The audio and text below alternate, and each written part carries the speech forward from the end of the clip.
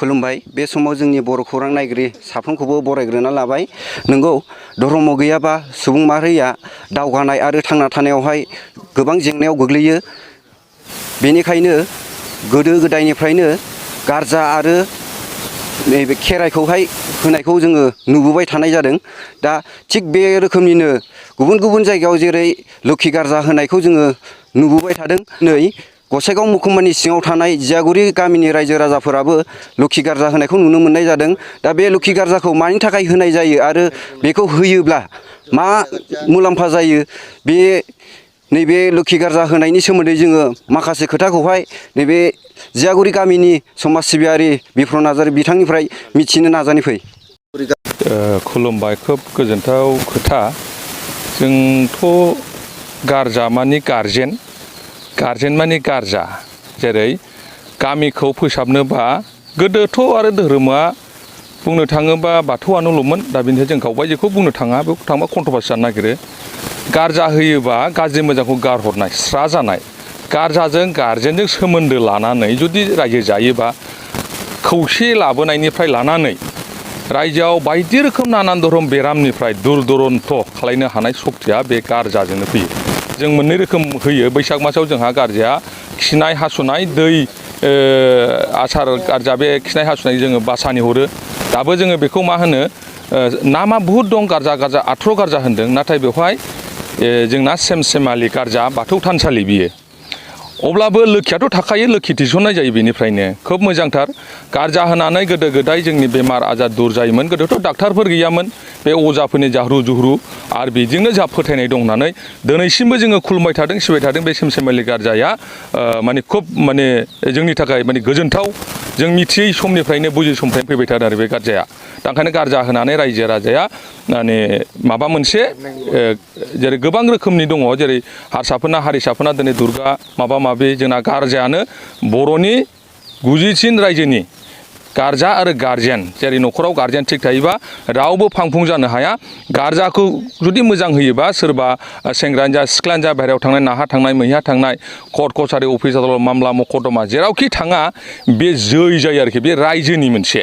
बेवहाय जोङो बासिनाय जाया। जियागुरि सेमसेमालि हेलेबेट गारजा होननानै जों दाहाय जै दांनानै माइनाव थिसननाय जायो आरोखि।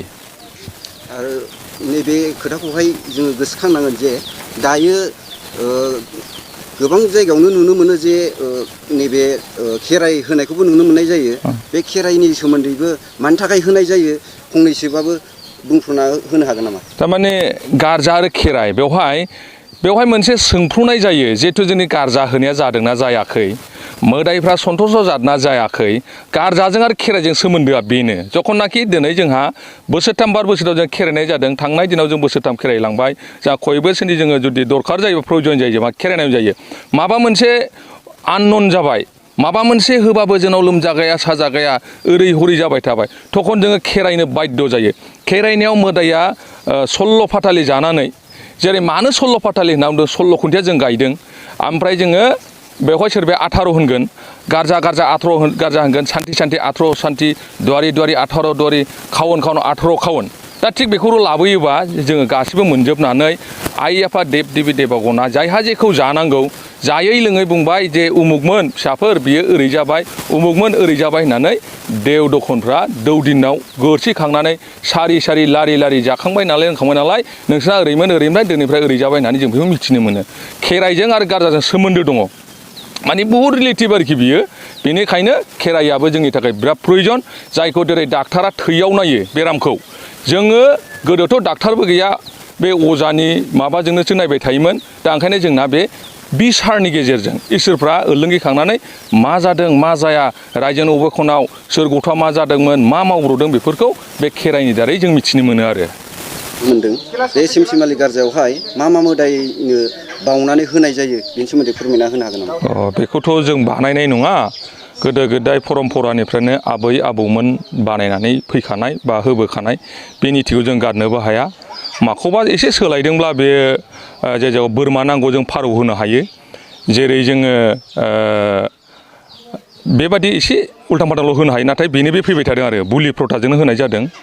बेवहाय जोंहा सेमसेमालि गारजा होननानै बुंबा बुहुत गिदिर बे गारजाया सेमसेम लेनबाबो बे लोखियानो थांफाखायो लोखिखौथ' जों देखांनांगौ बेवहाय जोंहा मेन दङ जोंहा बोराय राजानिफ्राय लानानै ओमफ्राय जोंहा महादेब महामै आरो जोंहा दिनै बेयाव दङ जोंहा खोब खाफाल गोनां बिफा फिसाला होनो बिसोरखौ गनेश जायनि थाखाय गनेश दङ जोंहा बेवहाय आरो बेवहाय जोंहा सिख्रि सिख्ला दङ आरो जोंहा मखानि आल्ला दङ बेवहाय बे बिराद माने डेन्जार मोदायानो दं होननानै बुंजायो प्लास जोंहा दिनै खोलाहा जोंहा दङ माने कुबिरफोर थिग बेबादिनो सान राजानिफ्राय लानानै जोमोन बोराय जोमोन बुरि बांला गंनै थिग बेबादिनो गासिबो जे जिनिसा नांगौ गारजायावहाय बे जिनिसा दंजोबो आरो दा जों बे गारजा होबाथाय ओरैबायदि माने स्रि मोनो आरोखि दा जोंनाव जायहा जेरैबायदि जोंहा बेवहाय महादेव महामेवनो जोंना बोरमा सिथमो आरो जोंहा माइनावनो दाउजो होयो ओमफ्राय आरो जोंहा बोराय राजानो दाउला होयो आरो गारजानो दाउला होयो बेबादिनो जोंनि फुजाया जेरैबायदि होनांगौ जोंहा दाउदै जोंहा हरै सान्थ्रिबो दङ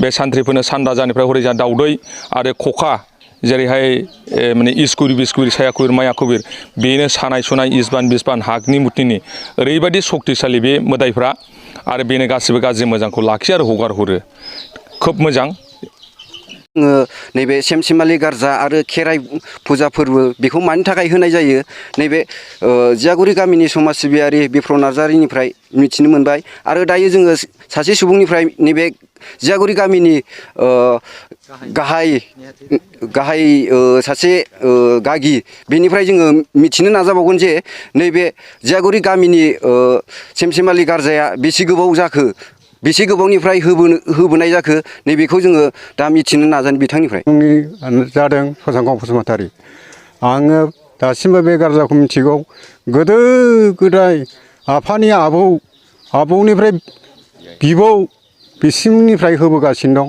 आरो आं दा 80 बोसोर जाबाय बेनिफ्राय आं मिथिबोगौ बे जियागुरि गारजाखौ आरो बेनिफ्राय जादों गोदो गोदाय जा हुदा होदों बे हुदायैनो दंगासिनो दं मोजां जादों बेबादि हुदा खालामनानै लोखि गारजा होबाय थानाया